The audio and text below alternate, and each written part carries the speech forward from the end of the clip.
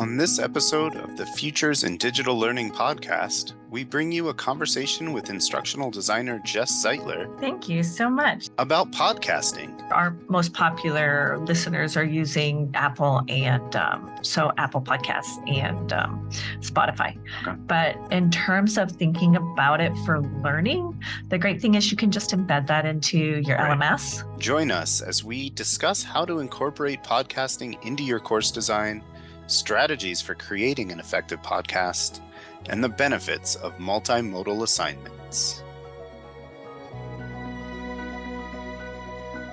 All right. Hello, everybody and loyal listeners. We are back with the Futures in Digital Learning podcast. I know we've been away for a while, but or not a while, just a couple months, but we're back with season 3. This is the official kickoff of season 3. You're here with episode 1. My name is Adam Davi, joined as always by Brian Hale. Hey, everybody. Welcome to season 3. I can't believe it. And we are very excited to be joining you. We're actually recording this in our podcasting studio on campus. Typically, we've recorded virtually across the interwebs, but we're all in the same room together on this one recording. So it's a new experience for us. And we're joined by an experienced podcaster in her own right. She's one of the co-hosts of the Higher ID podcast and one of our colleagues here at the University of Arizona, Jess Zeitler. Welcome, Jess. Thank you so much. So my name is Jess Zeitler. I'm bilingual instructional designer, and I am excited to be here. And gosh, congratulations on your 3rd season or the start of the 3rd season. That's really exciting. That's an accomplishment. Thank you. Yeah, we're excited about it. We should have had cake. We should have. And there's our first food reference of the podcast. Season 3. Yeah, there we go. Those who have listened know that it doesn't take us long to get the food references in. But today we're going to actually talk about podcasting. It's quite a meta podcast. And, because we have Jess on as a guest who does her own podcast, we just want to know, how do you use podcasting in course design? Oh, that's a great question. Well, first, I have to influence faculty that podcasting is a great learning resource and tool to support student success. And so I guess to drill down a bit on that, or give you a little bit of background. I was a neurodivergent student and still very neurodivergent. But I remember one of the first moments in my life as a student where I was listening to a AP world history, because I was really interested in history, and I really struggled to read all these black and white textbooks that probably weighed 30 pounds each. And somehow, randomly, I ran into a AP world history podcast. Okay. And I was so enthralled with this idea of learning by listening. Yeah. And I realized that, that probably ages me a bit, but it was the first time where I could control my time commitment as well as just listen on the go when I didn't feel like it was a stressful, or procrastination didn't really come into the picture in those instances of learning. It was enjoyable. I could walk down the street, drink a coffee, and just listen. And I could also pause and reverse. And now I think about podcasting as an instructional designer, also a teacher. And I think, wow, the things that students could do, because students are incredibly creative with their notes these days. I've seen tools, from my students where I'm like, ooh, I need to take notes, because they've found some really amazing task organizational tools, and now with AI becoming more popular at the university, you have students who are taking the podcast, taking the transcripts, because people are now also including transcripts, taking those transcripts, throwing them into maybe Chat GPT or some sort of AI organizer, or like Canva, and turning it into a PowerPoint by themselves. Yeah. because that's how they learn. And so when I think back to that AP World History, I was like, I would love it if my courses, like if I took more courses, if they had podcasting in them just Yeah. as one avenue of learning. Yeah, I think you touch on a lot of interesting facets of what students can do with podcasting and how, kind of versatile it is as a tool to have in there. So, that's like, I look at it as just being like, it's accessible too, right? Like Right. students can listen to it when they're driving to campus Mhm. or when they're walking around campus or when they're, if they're adult learners, like some of the ones, that we have in our courses and our programs while they're washing the dishes or doing laundry, like at home, right?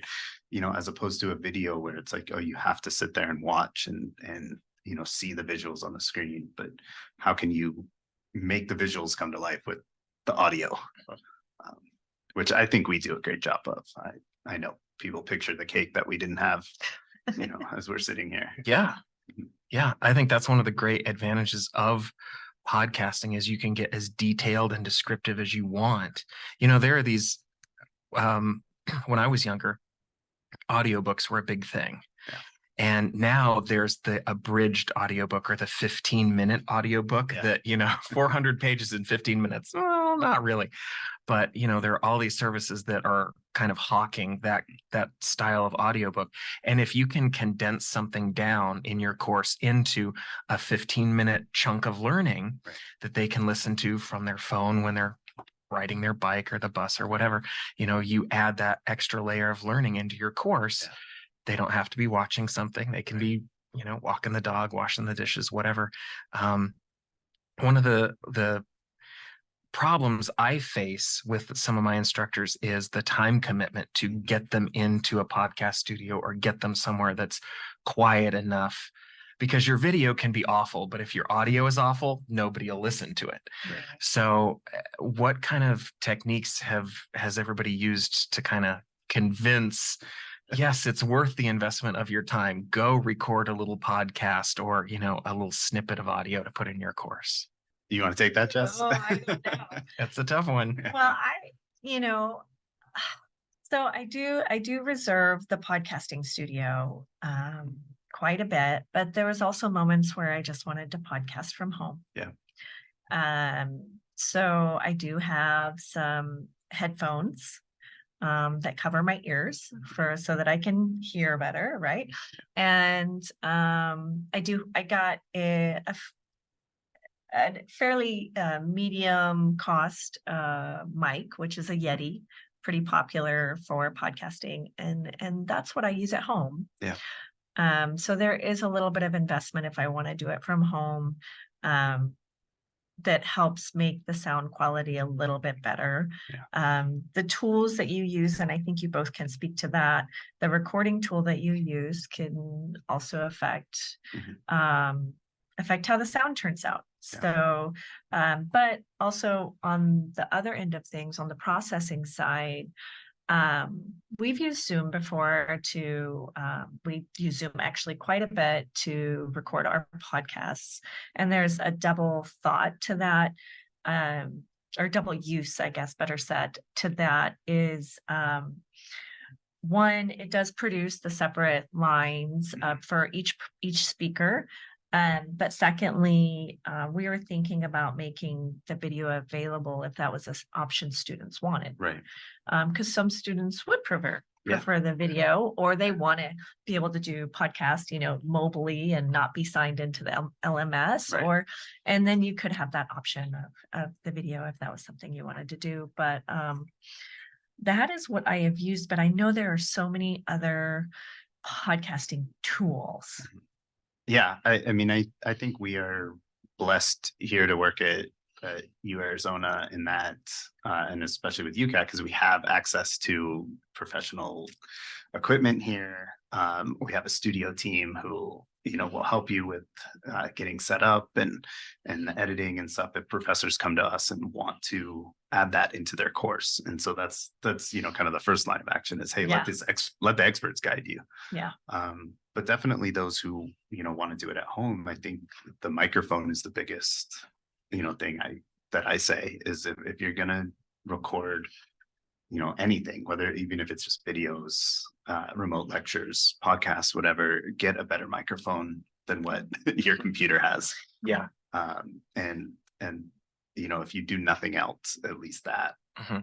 And then just find a time that is at least quiet in your house that you can do it and kind of go from there. Just try it, do it in small snippets though. I don't ever suggest, when I suggest to instructors to make podcasts, I don't say make hour-long podcasts. Yeah. I say do a 15-minute one, see how it goes, see how you feel with it, see what the response is from the students. And then maybe just do one per module. Yeah. And kind of go from there. But yeah, come up with, one or two ideas that you want to talk about. Yeah. I think another thing I've encountered with instructors is hesitancy. I don't know how to do a podcast. I don't know what I need. I know I need equipment, but how do I formulate a podcast? Yeah. Do I need to have an entire script and do I just read the script? No is the answer to that. How do I make a podcast sound interesting to people? And I think people generally are drawn toward conversation. So the more conversational you make it, the more you're going to have people be interested in it. I'm sure your very first podcast, you were a little nervous, okay, is the equipment set up right? Is what I'm going to talk about right? How do I go and edit it if I sneeze or, whatever? How long did it take you, Jess, to overcome that kind of hesitancy or anxiety about it? Well, I don't know that I've overcome it. I mean, it's kind of like that first day of class, even teaching in person. I've taught for a very, couple decades here. And still that first day of class, I have nerves that kind of make me feel oh my God. But then I remind myself, okay, I know what I'm doing. Yeah. And even podcasting, I think one of the great things, as you mentioned about podcasting, the conversation, I have to remind myself, is really the essential element of it. You're sharing ideas and content, but the conversation and the storytelling and connecting with the people that you're working with is really essential, because that feel is shared with your audience, and that ends up making this really interesting community of practice. Yeah. So I think that tone and that conversational tone are just really helpful. And so, yeah, I don't know that I've gotten over it yet. I still get a little nervous, mostly when I'm interviewing other people. When I'm just with my co-host, we could go on for hours. We actually have to cut ourselves off and say, okay, we got to keep this short enough so people will actually listen, and it's engaging for other people. But when I'm interviewing other people, I always feel a little nervous because I want to make sure I know enough about them and can create that really nice conversation. I want to emphasize, one word that you used there is storytelling. And that's anytime you can get people to tell a story, talk about themselves, anything like that, that's where the engagement comes, I think. And so that's where I feel when people are nervous or apprehensive, just talk about what talk about yourself, and that, eases people into it a little bit. And, Brian, you and I know this, that we prepare questions for our guests beforehand, because a lot of them are nervous coming on. And, we probably prepare anywhere from 8 to 10 questions. And how many questions do you think we actually get to? That we prepare? Maybe 3 or 4. Sometimes we get through all of them because that's just the natural flow of the conversation. But sometimes, you ask those 3 questions and you segue off into such interesting little topics. And then it's really hard to get back on the yellow brick road to your destination. But that's what makes an interesting and good podcast is that kind of off the beaten path kind of thing. Yeah. So we do probably 7 max questions when we're interviewing people from on the Higher ID podcast. And we don't always get to all 7. So that seems to be pretty typical. If you're keeping it under an hour, sometimes 3 to 5, depending on how much they have to say. Right. And the stories that they tell, right? Like maybe it just goes down a different road. And that's fun for me. Like, that's why I like doing this, is because I never know where the conversation is going to go. And I always leave these podcasts, feeling energized and having fun. And that could be a selling point to the instructors, right? And maybe that's a selling point to the students too, because it's something that is different than a lecture or, a video that they might watch or a reading. It's it's different. And I think that's the appeal. Well, I was actually going to comment on that. And maybe that is part of that difference that I find so impactful about listening and podcast learning through podcasts. Is that conversational tone for most podcasts that I listen to is a little bit less formal than the lecturettes that we often work with our faculty to produce. And so it almost, I would say it enhances a type of personalization of the content. And through that storytelling also, I think that gives the students an opportunity to get to know their faculty member better, even if it's like, often if you imagine your faculty member might be doing a podcast by themselves, hopefully we can get some interviews in there, or even them interviewing a student would be incredibly interesting. But maybe a faculty member is doing a solo podcast, and I can see that could cause a little bit of nerves, but I often have worked with faculty who didn't enjoy the writing aspect, like maybe we're writing overviews, and I told them, okay, well, close your eyes and just imagine you're teaching to your class. What are those things you would say?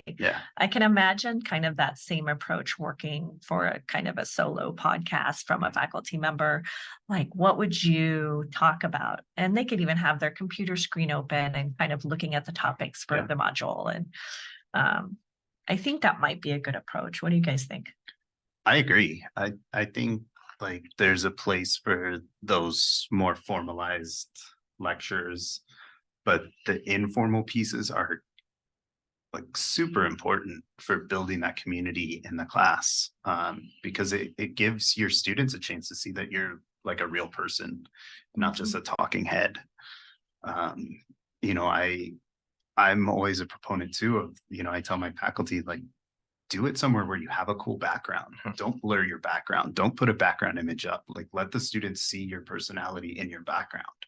So if it's in your office where you have a bunch of cool books or something in there, if it's, at home where you have, some personal posters or pictures or something that means something to you, like, let them see that informal side of it, of you, so that they can feel more comfortable too, and knowing that you're a human. Right.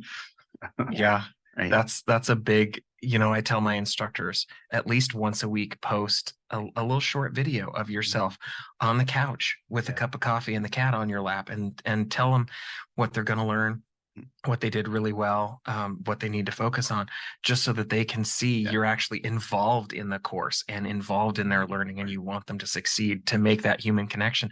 They can't hide behind like in 2019 and 2020, I had so many instructors that I don't want to go do lectures on video because I hate being on camera. And I would say, but you teach an in-person class. It's just the same, except instead of 500 sets of eyes looking at you, there's just one camera. It's, you're still being seen. So it's just the difference of, well, the camera can see all my pores and whatnot. The kids are far enough away. I'm blurred. but yeah, and another thing, when we have guests on our podcast, some of them, they say, oh, a podcast. I hate being on a podcast. I hate the sound of my voice. I don't like this. I don't like that. And they leave and they go, oh, well, this was easier than I thought it was going to be. I actually had a fun time doing this. Yeah, because I think it is, we're not Nightline looking for the hard-hitting questions. It's a very easy kind of podcast. Tell us what you know, tell us how to help other instructors and IDs make their stuff better. Yeah. So it's always a positive to have that kind of feedback at the end of a podcast. Yeah. And I think that can translate to the assignments that you create as well, right? Mm-hmm. Like maybe give students an opportunity to do their own podcast, or at least submit things via audio, and have that student choice built in, because maybe some students are more comfortable with it. Yeah. And they would enjoy it too. Yeah, add a little bit of universal design for learning. Yeah. Through your options, whether that's through adding optional learning, do add a podcast or a video or multiple options, ways students can learn. But also students often are excited about the idea of doing new things. Mm-hmm. And there is so many opportunities in terms of media that the students have access to on campus, like the Adobe Access, to work on portfolios or art projects, or but also to create audio and or video. We have that through our LMS and D2L. We have the insert stuff button, and that is a great way to do just the audio notes or video notes. A lot of my students had no idea that that was an option. And even though in the instructions we said, you can submit a video instead of a written narrative, because in my course, for example, it's not a writing intensive course. And so the whole outcome was really that they demonstrated their knowledge, and they could do that through voice, through, camera, through some sort of media representation, and or through writing. Yeah. And I think that opens up a world of possibilities for students. And as an instructor, and you probably feel this way too, Jess, that it's cool to get something different than a written assignment. Like, and my students in the past have done some really cool projects in different modalities, both video, audio, graphically, it's so I love that. And I think, students are listening to podcasts themselves or absorbing media in all different ways outside of school settings. And they're taking that experience and, they want to reflect that back somehow. And I think it's the coolest gift an instructor can give to a student is to say, show me your creativity with this topic. And the students that are really engaged in the course topic, that this is what they want to do for the rest of their life. This is what they want to do when they grow up. To see them come back with just the amount of creativity that these kind of tools. We're in person at the university right now. A lot of our students are online. They may not have access to this kind of equipment, but they can certainly go and buy a microphone from somewhere, buy a green screen drop, and whatever they need to show off their creativity. And when they get to show off their creativity, I think that takes what they're turning in to the next level.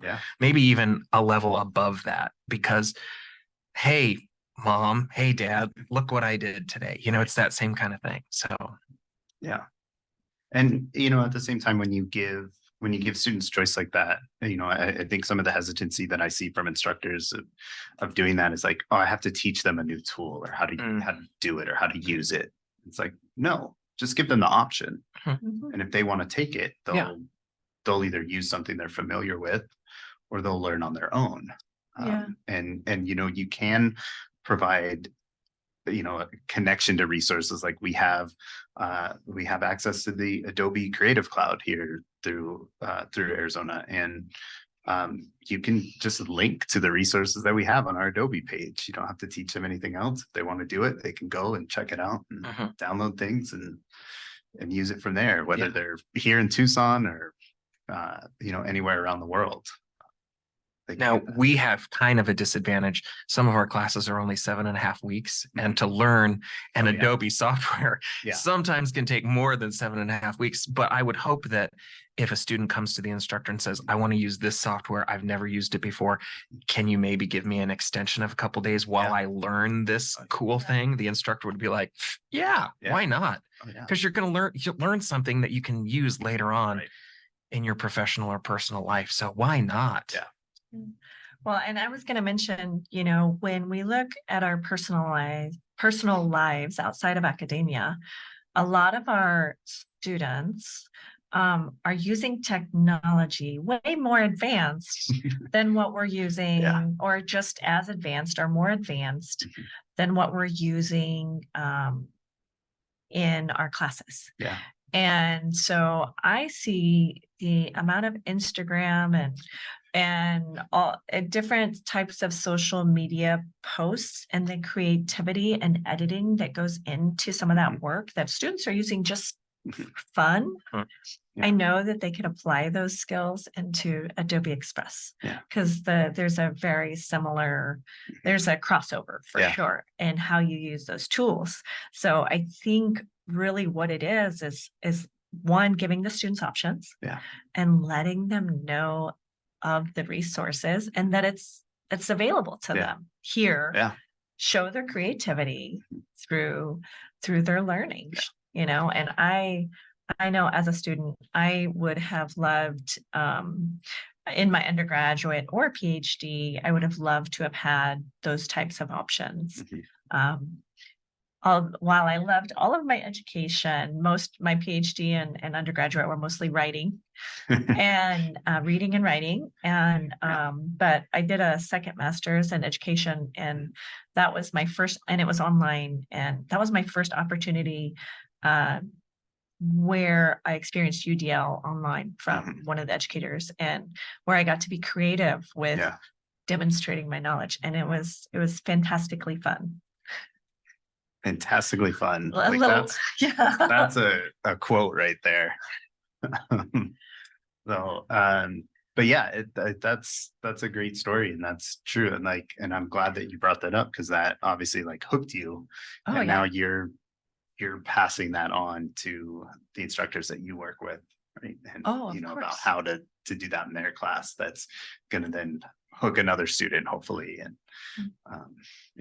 Yeah, well, I mean, think about one of our biggest challenges today, in addition to mental health and wellness, in addition to that, is motivation. Because students, everyone has a lot on their plate, and students are not, I'm not saying they're not motivated, but if the content isn't made relevant to their lives or their learning or what they're going to be doing possibly in the future, the motivation could become really challenging, or the motivation and engagement are kind of go hand in hand, right? But if you give them some options, you're likely to hit on a spot of motivation and engagement. And so then you bring in that student into the course more, and their output is going to be much higher than if you're not connecting with something. And of course, you can't predict exactly which student is going to connect with which thing, but by offering those options, you're definitely more likely than if you didn't offer some sort of flexible opportunity for them to demonstrate their knowledge. And that's I couldn't say that any better myself. Is give those options and see what happens. Watch the students flourish, because they want to see, like you said, that it's relevant, and they want to use it. They want to apply it. Oh, absolutely. And I will agree. I don't know if I said it earlier, but I would 100% agree. After receiving for many years the same final essay 30 times in multiple classes. Yeah. I would absolutely agree that getting a little bit of diversity, I know there always is the concern for labor on the side of the faculty, because grading takes time. Yeah. And we want to respect that. But I will say that even just a few options on how students can demonstrate their knowledge will actually bring a little bit more joy into your grading life, because you get to see some of the incredible output that students bring.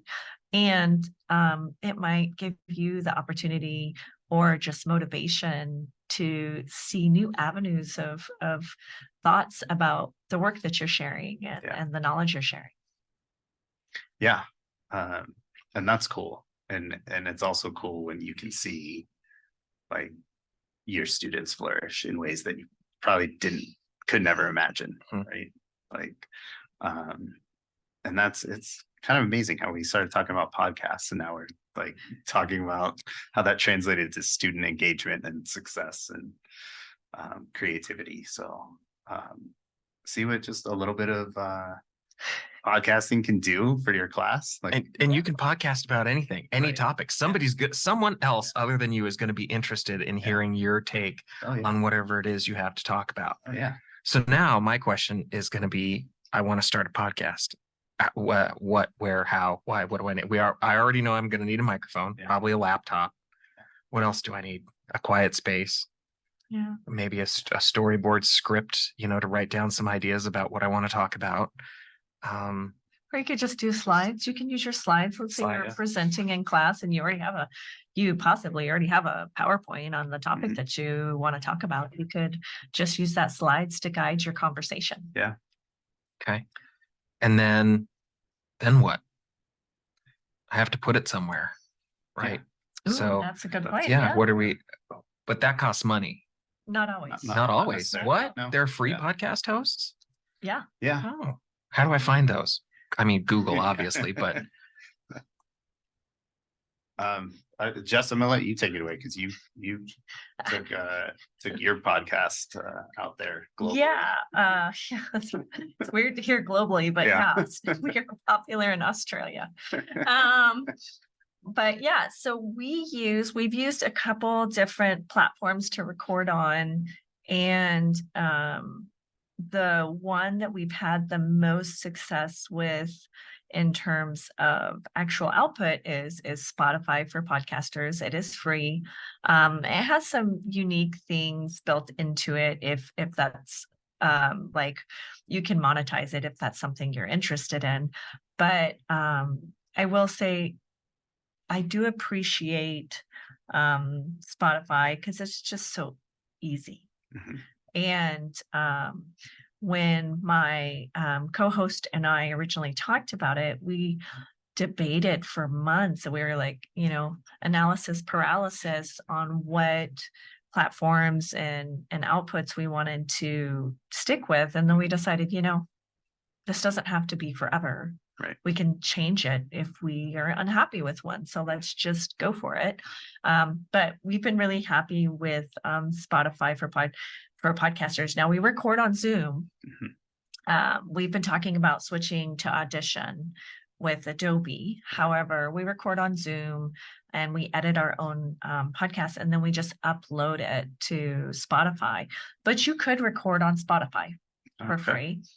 And then we output it through Spotify, and then it also goes to Apple and Google, and then there's an RSS feed. But I think the most popular use of it is our most popular listeners are using Apple and so Apple Podcasts and Spotify. But in terms of thinking about it for learning, the great thing is you can just embed that into your LMS, and it puts a little picture of your podcast up, and so you could just embed that into your LMS or add a link if you want to. And or what's really fun, have you ever made a music list on Spotify for your classes or shared collaborative music list? Well, so you could, if you wanted, make like your own channel and do a little collaborative thing for your class. Right. Let's say you wanted to, if anybody who wanted to podcast, they could like put it in there and do a collaborative podcast list. That's cool. Or like maybe you wanted your students to search for really good podcasts related to the topic. You can do some collaborative stuff on there. Again, you got to kind of test it and play with it a bit. But I do feel like there's a lot of options, and it being something that students use free Spotify accounts a lot. It's easy access and easy to use. Either you can download it, and if you don't want to download it, you can use the web version. Right. And so that's worked for us for now. And so that's what I've been really happy with. Right. Yeah. And Adobe has Adobe Podcasts, which is a great software because it does some, I'm going to call it magic mastery. You know, it takes out the bird chirps or the train whistles or whatever is happening in the background. It makes your voice sound a little sweeter, deeper, you know, things like that. So you don't necessarily have to be a magician at a soundboard once you've put together your podcast. You upload it to, and I think Spotify has this, Buzzsprout has it. You can upload it for maybe an additional fee on some of them. It has this magic mastery thing, so you don't have to learn all that stuff. Yeah, that's nice. Well, and what if faculty just want, or students just want to record here at the U of A in our podcast studio? They can. Yeah. Just go to the Catalyst Studios page. Yeah. They can sign up and book a time. reservation. Yeah. I think I've collided with students doing podcasting, going in or out my last semester. And it was fun to see like kind of the like chitter chatter and excitement as they're going in or coming out. I feel like it's a great learning experience, whatever the students were doing at those moments, but to see them almost passionate about it, like, you know, and excited about it was positive for me to see. You know, I don't know the details of those moments, but it made me feel like they were having a positive experience overall. Yeah. And that's awesome. And that's what we want to do as educators, is give students those positive experiences. Yeah. And also give the faculty some positive experiences. Yeah. Like, this is fun. I highly recommend it. I like try Jess's suggestion of adding joy to the grading because, grading. Yeah. But, you know, if you make it enjoyable, you can listen to a student's podcast while you're doing the dishes or, you know, so, yeah. Yeah, no, I think, I think that's the, you know, a big takeaway you can come away with this is fun. Podcasting can be fun and also, you know, a valuable learning tool and valuable learning experience for students and a way for students to express themselves as well. It's very versatile. Yeah. Podcasts. And I think the other cool thing is you, depending on the topics, if you don't include due dates or talk about due dates in your 15-minute conversation, those are evergreen, meaning you can use those in the future. Or if you're unhappy with something, it was only 15 minutes. So you don't have to, if you decide to re-record it, just, you know, that short 15 minutes. And, but you can use those for, you know, forever. Oh yeah. And I would say like, you don't have to make them perfect either. No, like, you know, it's okay to leave that, you know, random sneeze in there if you need to, or, the weird joke that came to your mind while you were telling a story. It's okay. Or the if you snort laugh. Right. I would say though, if you're an or an or you should probably spend some time editing those out. Yeah. It's hard. The more you do it, it gets easier. Yeah. To kind of get through those. So awesome. Well, thank you, Jess, for joining us today. Oh, sure. And for taking this kind of wild ride with us in person. As well. We've typically done this via Zoom. Yeah. And it sounds like you do that via Zoom. And yeah, I do. So this is a new experience for all of us. And I think it was enjoyable and good for us to get in here and do something more professional than what we normally do. Well, not really. but also I would really like to open the invitation to faculty to come to UCAT if you're thinking about doing podcasting, or you're working with an instructional designer, or you want to do instructional design office hours. Come and chat with us about your podcast idea. Yeah. We have so many Other ideas. things, but, Yeah. I'm like, I'm excited to work with faculty about a lot of things, but I would love to work with some faculty on podcasting for their class. Yeah. Oh, for sure.